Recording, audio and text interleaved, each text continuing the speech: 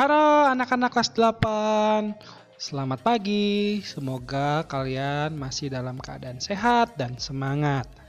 Pada hari ini, materi pembelajaran IPS kita adalah tentang keunggulan dan keterbatasan antar ruang dalam permintaan, penawaran, teknologi, dan pelaku ekonomi, dan pengaruhnya terhadap interaksi antar ruang bagi kegiatan ekonomi, sosial, budaya di Indonesia dan ASEAN.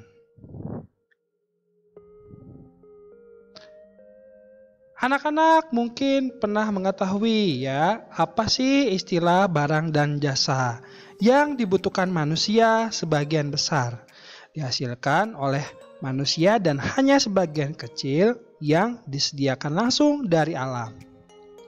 Oleh karena itu, manusia harus melakukan kegiatan untuk menghasilkan barang dan jasa yang biasa disebut dengan istilah produksi.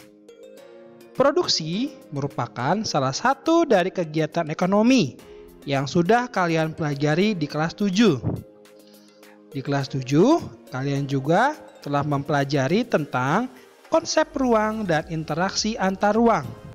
Salah satu yang menjadi alasan adanya interaksi antar ruang adalah perbedaan potensi dan sumber daya alam yang dimiliki.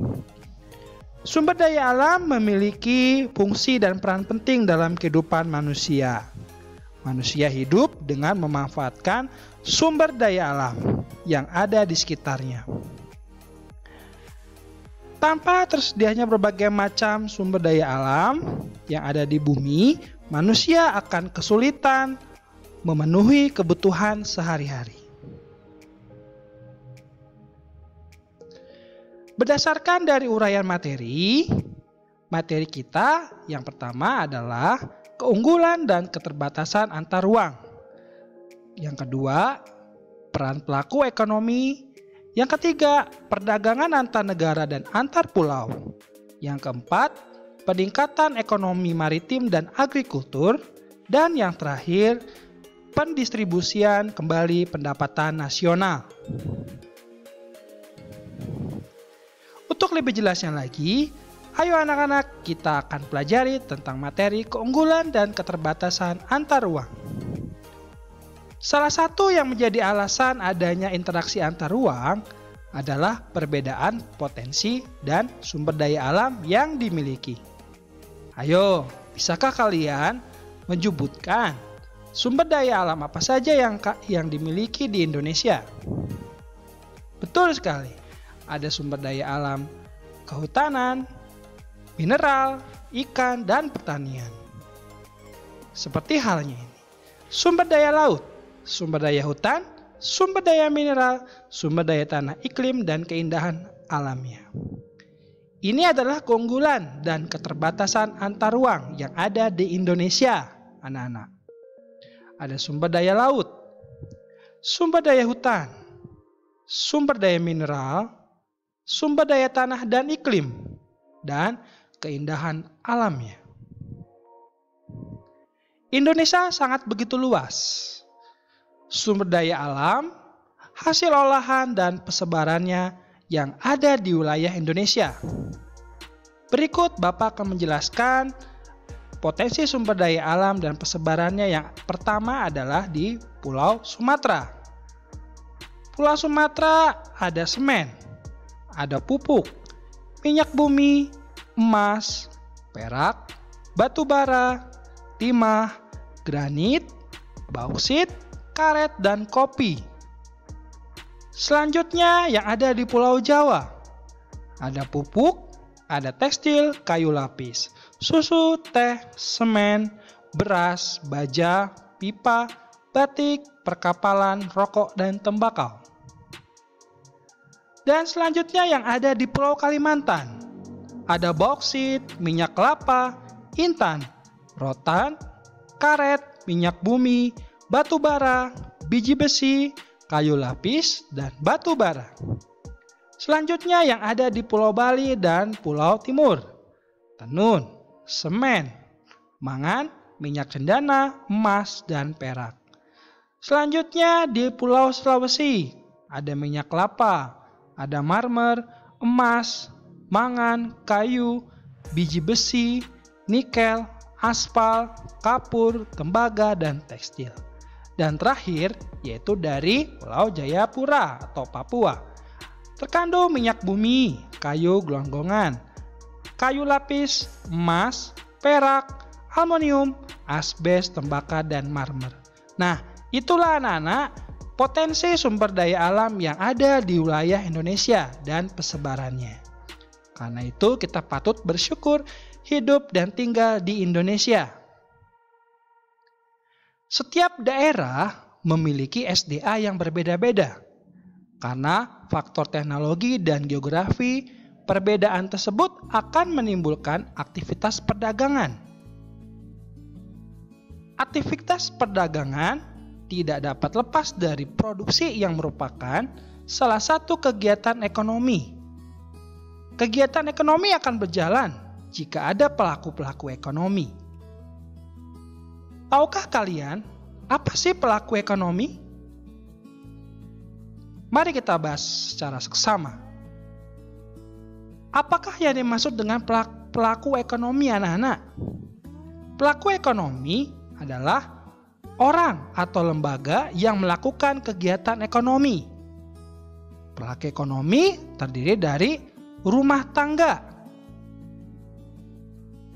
Terdiri dari pelaku ekonomi perusahaan. Terdiri dari pelaku ekonomi pemerintah, dan yang terakhir terdiri dari pelaku ekonomi masyarakat luar negeri. Mari kita pelajari secara seksama. Pelaku ekonomi rumah tangga, keluarga, atau konsumen, atau kita kenal dengan RTK. Rumah tangga keluarga adalah sekelompok masyarakat yang melakukan kegiatan konsumsi terhadap barang dan jasa untuk memenuhi kebutuhan hidup diri sendiri atau keluarga. Rumah tangga keluarga memiliki faktor produksi, diantaranya ada alam, tenaga kerja, modal, tanah, bangunan, dan wirausahawan. Penghasilan rumah tangga sebagian besar dibelanjakan untuk kebutuhan keluarga atau konsumsi. Selanjutnya, pelaku ekonomi rumah tangga produsen atau RTP atau perusahaan. Rumah tangga produsen adalah pihak yang melakukan kegiatan produksi, yaitu kegiatan untuk menghasilkan barang dan jasa untuk orang lain. RTP merupakan kegiatan ekonomi yang dibentuk oleh pengusaha atau wirausahawan untuk mencari laba.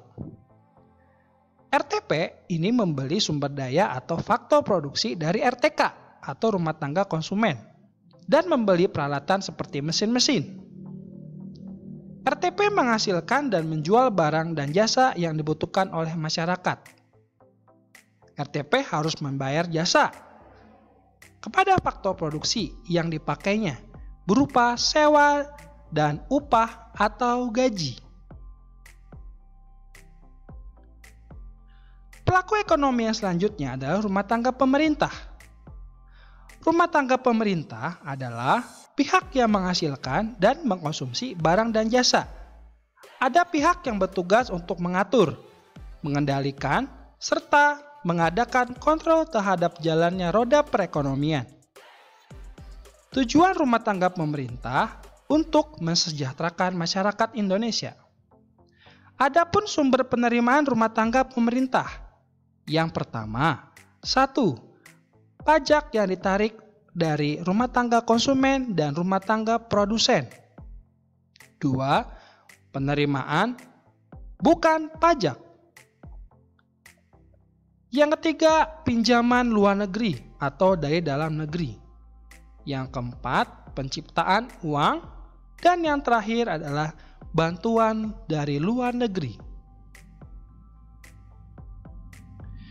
Yang terakhir adalah tentang pelaku ekonomi masyarakat luar negeri atau rumah tangga luar negeri, anak-anak. Sektor luar negeri terdiri dari atas rumah tangga, perusahaan, dan pemerintah negara-negara yang ada di dunia ini. Rumah tangga luar negeri ini menciptakan terjadinya arus ekspor dan impor berupa barang dan jasa, serta faktor-faktor produksi. Demikianlah rangkuman yang bisa Bapak berikan. Semoga bermanfaat dan semoga anak-anak semua jelas. Apabila tidak jelas, silakan kalian bisa bertanya di kolom komentar yang ada di kanal YouTube Bapak. Terima kasih anak-anak. Salam sehat dan semangat.